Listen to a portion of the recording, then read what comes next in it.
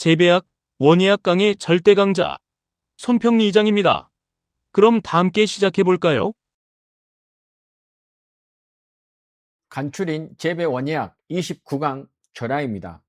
원예 작물 중에 한 분야인데 화해는 손해평가사보다는 시설 원예기사와 같은 1차 시험에서 자주 출제되는 부분입니다. 그렇지만 손해평가사에서는 화해에 관한 평가 업무가 많지 않기 때문에 실제 시험에서는 자주 출제되지는 않지만 2년에 한 번꼴로 출제가 됩니다. 그렇지만 화해, 즉 원예에 대한 많은 부분을 공부하기는 쉽지가 않습니다. 이 절화 내용만 알아두시면 화해 부분에서는 거의 맞추는 문제라고 보시면 되겠습니다. 2-1 절화의 수학입니다. 절화의 수학 적기가 언젠가를 확인해 봐야 되는데 절화의 수학 적기는 꽃의 종류, 재배 시기 및 조건, 온도, 수송 기간 및 방법, 유통 기간, 소비자의 기호 등을 고려해서 정해야 합니다. 그렇다면 하루 중에서 언제 수확하는 게 가장 좋을까? 이렇게 보면 절하의 수명을 가장 길게 할 수 있을 때 수확하는 게 가장 좋습니다. 하루 중에서는 식물체 수분이 가장 많은 아침이나 양분이 가장 많은 것은 광합성이 끝날 때니까 저녁에 하는 것이 좋습니다. 그렇지만 한낮에 수확을 한다는 것은 고온에서 수확하기 때문에 절하의 수명이 짧아집니다. 그래서 한낮에 수확하는 것은 피하고 아침이나 저녁에 수확하는 게 좋습니다. 절하별 수확 적기를 살펴보도록 하겠습니다. 국립농산품질관리원에서 특급 기준으로 해서 절하에 대한 수확 적기, 이 수확 적기가 언제냐 그러면 개화가 어느 정도 됐을 때 하는 게 좋다고 구분지어 놓은 내용이 있습니다. 이걸 가지고 절하별 수확 적기를 살펴보는데 절하의 그 상품들을 보면 국화, 카네이션, 장미, 금호초, 극락조와 안수리움, 글라디올러스를 주로 살펴보도록 하겠습니다. 이게 시험에 있어서 주로 출제되는 화해이기 때문에 이에 대해서 살펴보는 게 가장 좋을 것 같습니다. 그리고 국화, 카네이션, 장미에 보면 스탠더드라고 있는데 스탠더드가 무엇인지, 가든이 무엇인지, 스위트 하트, 스프레이 이렇게 나눠져서 보통 꽃하면 대표적으로 스탠더드, 스프레이 이렇게 나뉘는데 이게 어떻게 되는지 그림으로 먼저 살펴보도록 하겠습니다. 장미를 기준으로 보면 왼쪽에 가장 큰 게 가든, 두 번째로 큰 게 스탠더드, 세 번째 스위트하트, 스프레이, 마지막 스프레이인데 보통 스탠더드, 스프레이 이 두 개로 나누어서 많이 재배를 합니다. 스탠더드는 꽃대에 큰 꽃이 하나가 달린 거고 스프레이는 꽃대에서 분지가 돼서 3개에서 5개 정도의 작은 꽃이 맺는 게 스프레이입니다. 그래서 스탠더드 스프레이 이 기준을 좀 확인해 주시기 바랍니다. 결론적으로 스탠더드다 그러면 줄기당 꽃 개수가 한 송이고 스프레이다 그러면 여러 송이가 달린다고 보면 되겠습니다. 꽃의 크기는 스탠더드는 큼직하고 화려한 반면에 스프레이는 작고 귀엽다 이렇게 생각하면 되겠습니다. 국화의 수확 적기는 꽃봉오리가 2분의 1 정도 개화됐을 때 국화는 수확하는 게 좋습니다. 이거 같은 경우는 기출문제 선지로 이미 출제가 됐습니다. 카네이션과 장미는 각각 이것도 꽃봉오리의 개화 정도에 따라서 구분하는데 카네이션은 꽃봉오리가 4분의 1이고 장미는 꽃봉오리가 5분의 1입니다. 이게 암기할 때는 카사블랑카 그래서 카네이션은 카사 4분의 1이고 장미는 장미의 계절 여왕 이렇게 할 때 5월을 보통 장미의 계절로 합니다. 그래서 장미의 계절 5월 그래서 장미는 꽃봉오리가 5분의 1 정도 개화됐을 때가 수확 적기입니다.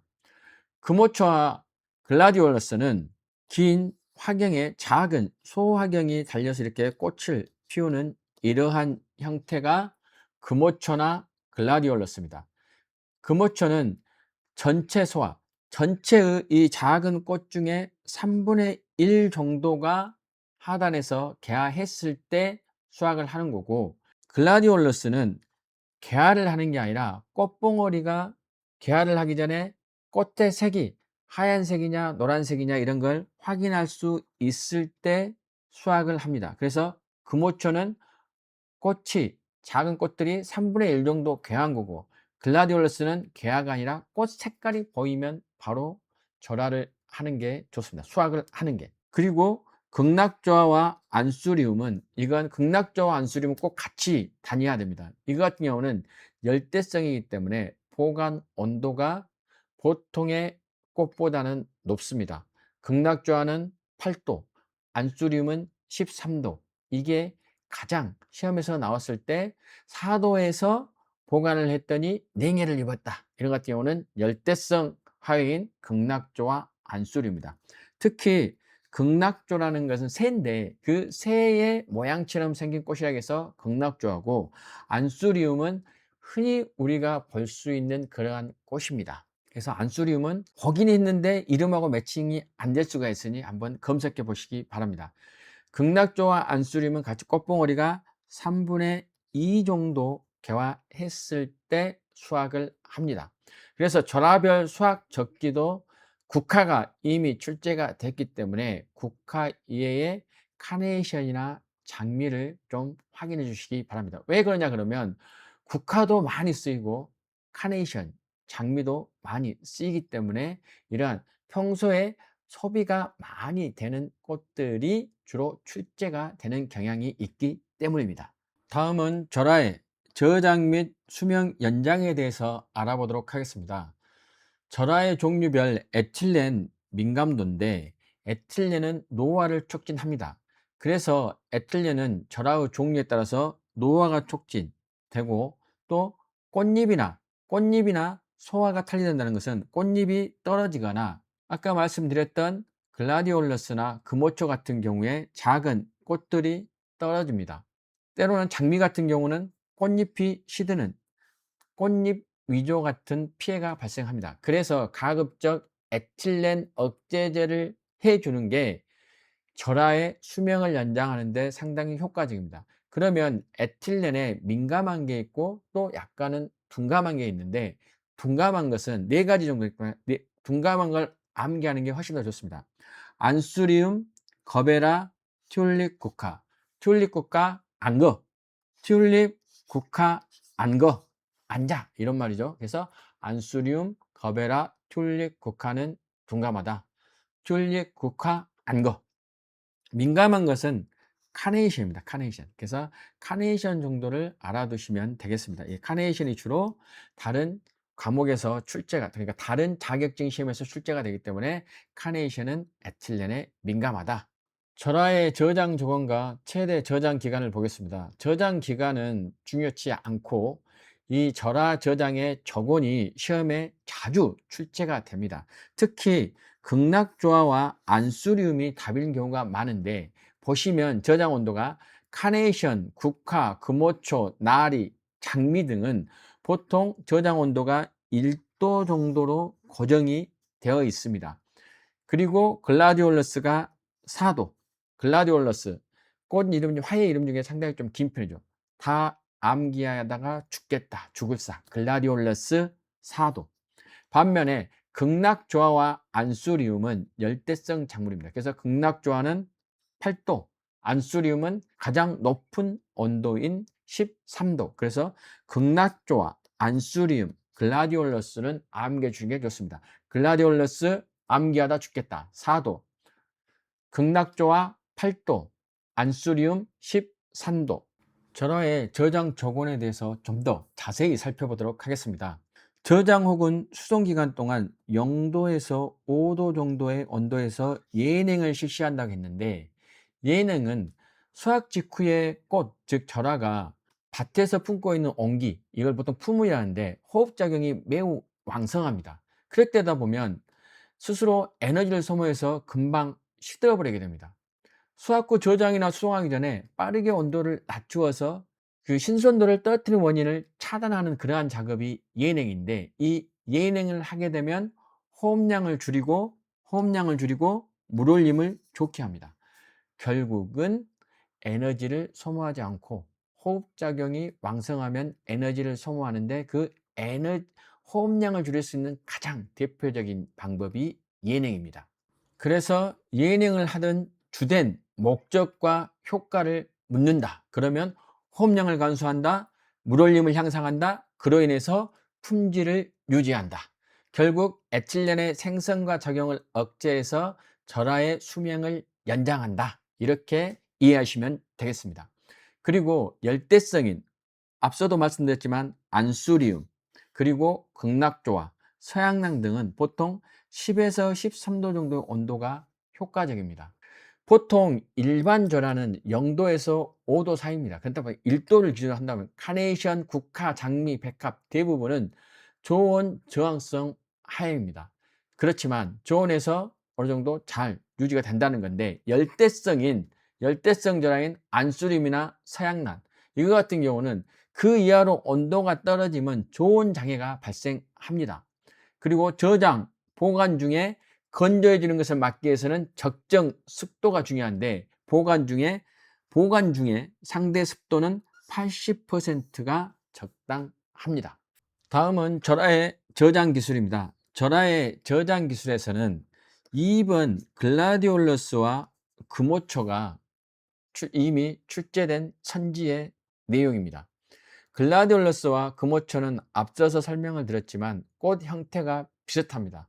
이거 같은 경우는 눕혀놓게 되면 꽃이 달린 위쪽으로 향해서 휘는 향굴기성입니다. 그러면 줄기가 이렇게 있으면 여기가 꽃이 달려 있다고 했을 때 이걸 눕혀놓으면 이 끝줄기가 이렇게 위로 뻗어버리는, 그러니까 위쪽으로 굽어서 위쪽으로 향합니다. 그래서 반드시 세워서 저장 또는 수정을 해야지 눕혀서 하면 절대로 안 됩니다. 때로는 수직으로 세워서 보관, 수송, 그래서 수직으로 세운단 말을 종치라고도 합니다. 그래서 종치 보관, 종치 수송 이렇게 말을 바꿔서 선지에 나오기도 합니다.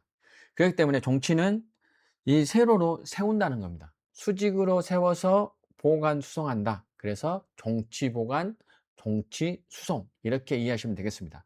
그리고 꽃목이 굽어지는 현상이 있는데 이것을 보통 벤트넥이라고 하는데, 이거 같은 경우는 장미, 조기 수확할 경우, 거베라 같은 경우는 장미와 거베라가 수분 흡수가 감소하면 꽃 바로 밑에 화경이 굽어지는, 줄기가 휘는 현상이 발생해서 가치를 크게 손상시킵니다. 그래서 장미와 거베라 같은 경우는 충분한 수분 흡수가 되도록 해야 되고, 글라디올러스와 금오초는 반드시 누워서 하면 안 되고 반드시 종치, 세워서 수송하거나 보관해야 합니다. 마지막 절하의 수명 연장에 대해서 살펴보도록 하겠습니다.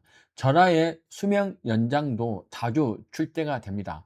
다음 중 절하의 수명 연장 방법으로 맞는 것은, 옳지 않은 것은, 그리고 여러 개의 내용을 설명하고 그 중에 맞는 것 틀린 것을 고르는 문제가 자주 출제가 됩니다.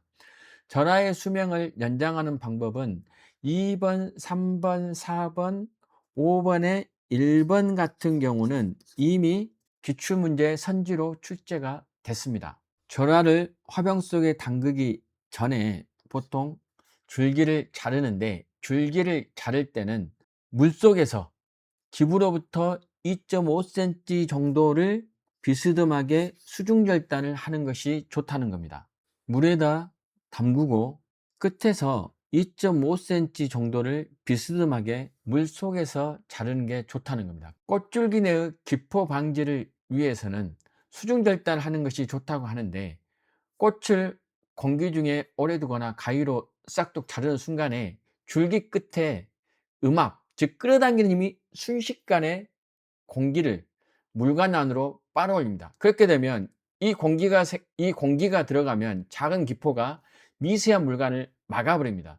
그렇기 때문에 수중절단을 하는 게 좋다는 겁니다. 그러면 기포 방지를 안 했을 때 어떠한 문제가 생기냐? 첫 번째로 이 작은 공기들이 기포가 생겨서 미세한 도관을 막아버린다는 것도 있는데, 이런 미세한 물관을 막아버리면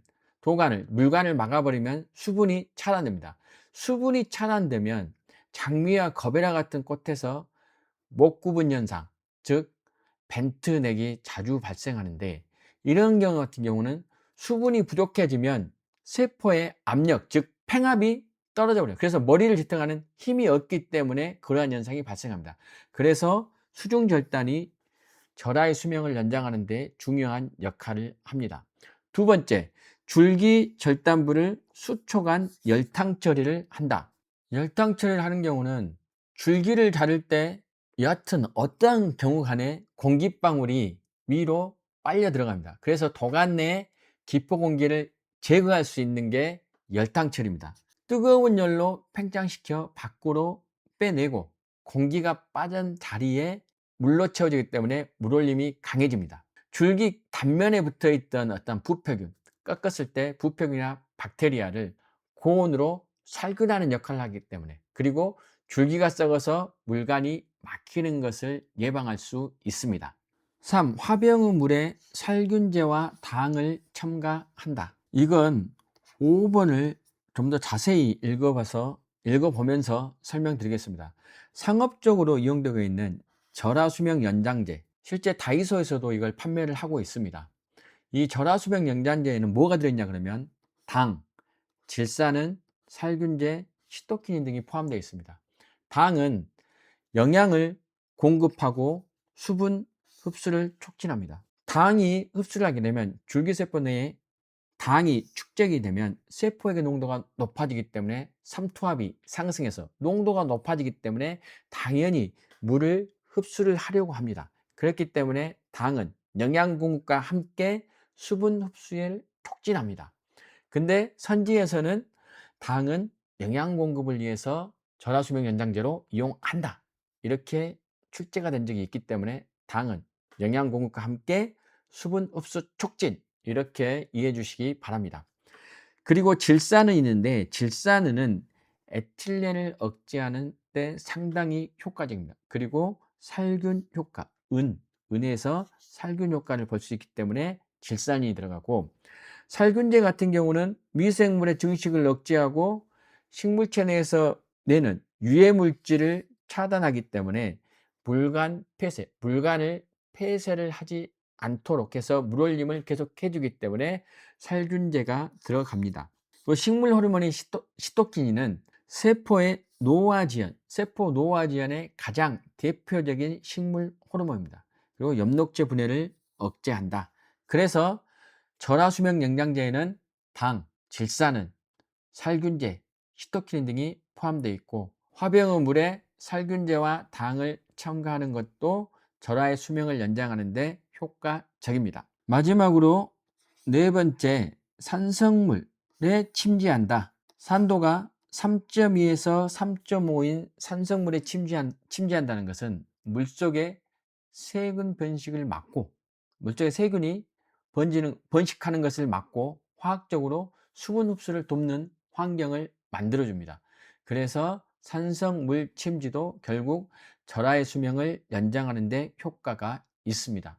장미 블라인드 현상에 대해서 살펴보겠습니다. 블라인드는 말 그대로 장님이 되는 건데, 장님이란 말인데 이것은 뭐냐 그러면 분화된 꽃눈이 정상적으로 발육을 못하고 퇴화해버리는 그러한 생리장애입니다. 그러니까 꽃이 안 된다는 거죠. 그러면 이 현상의 직접적인 원인은 광 부족이 가장 중요합니다. 그 광 부족, 그러니까 일조량이 부족하는 거고, 야간에 온도가 너무 좋은, 야간 온도가 좋은이 되거나, 그리고 엽수가 부족할 때도 이러한 게 장미 블라인드 현상이 나타납니다. 그러니까 환경 제엇이 매우 중요하게 드러나야 되는 게 일조량, 온도, 이런 게 중요합니다. 보시면 사진에서와 같이 여기에서 꽃눈이 생성되는데, 여기서 꽃눈이 생성돼야 되지만 꽃눈이 검게 변하면서 퇴화해 버리니까 여기에서 꽃이나 이런 게 발생하지 않는다는 거죠. 이게 바로 장미 블라인드 현상입니다. 장미 블라인드 현상도 자주 물어보는 그러한 내용이기 때문에 정확하게 확인하시기 바랍니다. 이 이론을 공부한 내용을 가지고 기출문제를 풀어보도록 하겠습니다. 기출문제에서는 주로 절하의 수명 연장이나 절하 수명의 적온, 이런 걸 주로 물어보고 있습니다. 그래서 절하에서는 수명 연장, 절하를 저장하는 적온, 이 정도만 알아두셔도 충분히 절하에 대한 내용을 이해하시고 출제된 문제를 쉽게 맞출 수가 있습니다. 1. 절하의 수명 연장 방법으로 옳지 않은 것은 그렇다면 틀린 것이죠. 그러면 1번 화병의 물에 살균제와 당을 첨가한다.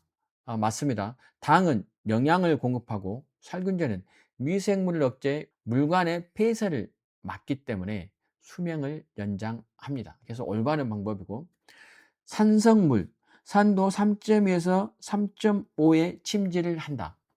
이 같은 경우도 미생물 증식을 억제하고 화학적으로 물올림을 좋게 하기 때문에 절하의 수명을 연장하는 방법입니다. 에틸렌을 연면살포한다. 에틸렌이라는 것은 식물의 노화를 촉진하는 호르몬이기 때문에 절하의 종류에 따라 꽃잎이 탈리, 꽃잎이 떨어지거나 위조, 시들거나 이러한 심각한 피해를 주므로 살포해서는 안 됩니다. 그렇기 때문에 에틸렌을 연면 살포한다가 옳지 않기 때문에 정답이고, 그리고 질산은 등은 에틸렌 발생을 억제하기 때문에 수명 연장을 위해서는 절하의 화병의 물에 절하 수명 연장제를 넣을 때 거기에 질산은이 포함이 됩니다. 4. 줄기절단부를 수초간 열탕 처리한다. 열탕 처리를 하게 되면 도관 내 기포를 제거하고 살균 효과가 있기 때문에 수명이 연장됩니다. 그래서 수명 연장의 올바른 방법입니다. 2번 절하의 수명 연장을 위해 자당, 즉 당을 사용하는 주된 목적은 당 하면 양분 공급이었죠. 미생물 억제 같은 경우에는 살균제를 넣거나 질산은, 그리고 산성물 침지 이런 게 되겠고, 여기에서 3번 과산화 물가 증가가 있는데, 과산화 물가라는 것은 산패시키는 그러한 물질입니다. 그렇기 때문에 이것도 해당 사항이 없습니다. 2번의 답은 4번이 정답이 되겠습니다. 3번 절하 수명이 저온에서 연장되는 원리, 저온에서 연장되는 원리에 관한 설명으로 옳지 않은 것은 그랬습니다. 그렇다면 저온 상태에서는 식물의 모든 대사작용이 둔화가 됩니다. 그렇기 때문에 노화를 촉진하는 호르몬의 생합성은 억제되어야 수명이 길어집니다. 그래서 저온을 하게 되면 이러한 호르몬 생합성도 억제가 되겠죠. 1번 곰팡이병 발생 억제로 관상 가치를 유지한다.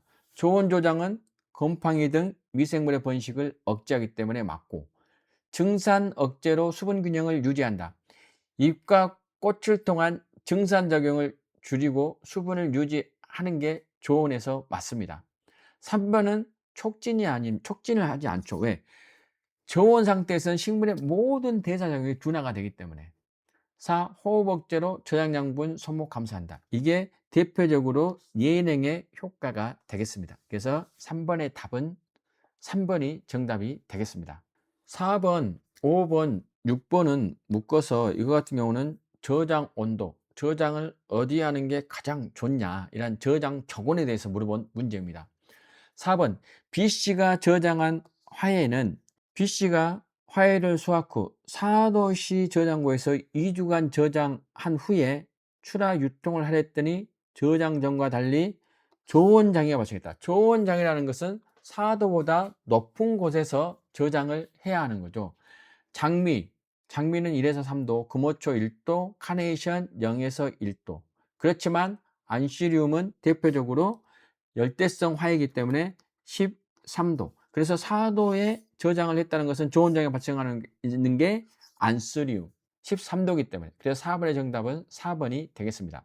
5번 A 농가에서 실수로 2도시에 저장했을 때 저온장애를 받게 되는 것은 장미, 백화, 국화 같은 경우는 보통 0도에서 4도 사이에서 보관하는 일반 절하입니다. 그렇지만 극락조화는 이거 같은 경우는 8도 열대성 화이기 때문에 극락조화가 정답이 되겠습니다.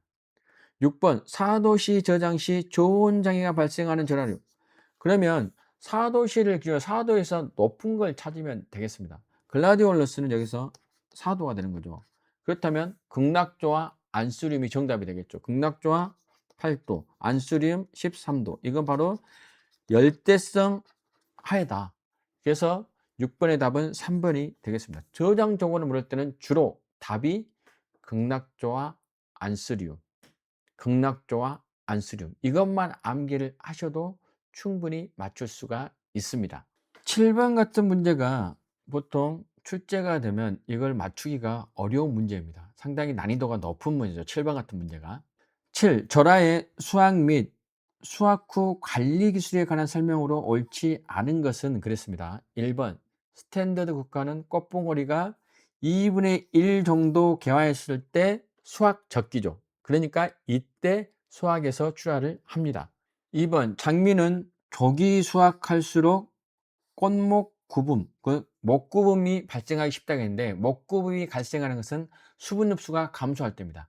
장미는 수확적기와 꽃봉오리가 5분의 1 정도 개화했을 때입니다. 그렇지만 너무 어렸을 때 하면 이 수분이 계속 위쪽으로 꽃을 피우기 위해서 올라갑니다. 그렇다 보면 수분이 흡수가 감소할 수가 있는데 이랬을 때 세포의 팽합이 없어져서 지지하는 힘이 없어서 구부러지는 벤트넥이 발생하는 꽃목 구름이 발생하기 쉽습니다. 그래서 조기 수확할수록 그렇습니다. 3번 글라디올러스는 수확 후 눕혀서 저장하면 꽃이 구부러지지 않는다. 이게 틀렸죠.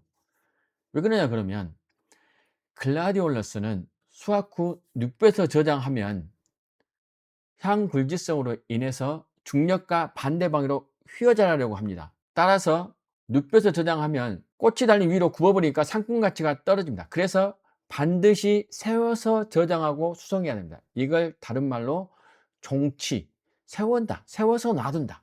그래서 종치 저장, 종치 수송이 되겠습니다.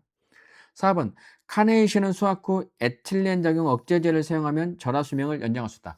카네이션은 에틸렌에 매우 민감한 품목이므로 억제제를 사용하면 절하 수명을 연장할 수 있습니다. 그래서 7번의 정답은 3번이 되겠습니다. 8번 장미 블라인드 현상의 직접적인 원인은 블라인드 현상이라는 것은 분화된 꽃눈이 정상적으로 발육하지 못하고 태아해버리는 그런 생리장애인데 이 직접적인 원인은 일조량 부족, 즉 광 부족, 아니면 야간 온도 저하, 엽수 부족. 그렇다면 장미 블라인드 현상의 직접적인 원인은 내용을 알고 있어야 답을 맞출 수 있는데 바로 일조량 부족이 정답이 되겠습니다. 지금까지 원예 작물에서 특히 화에 관련해서 절하의 수명 연장, 절하의 보관, 절하의 적원 이런 것들이 주로 출제되는 내용을 중심으로 살펴보았습니다. 손해평가사에서는 이 정도만 절하를 알고 있다고 한다면 절하 관련 문제는 모두 맞출 수가 있습니다. 다음 시간부터는 원예 작물을 마치고 시설 원예에 대해서 여러분과 함께 공부하기로 하겠습니다. 합격의 그날까지 여러분의 열정을 응원합니다. 지금까지 손평리 이장이었습니다. 고맙습니다.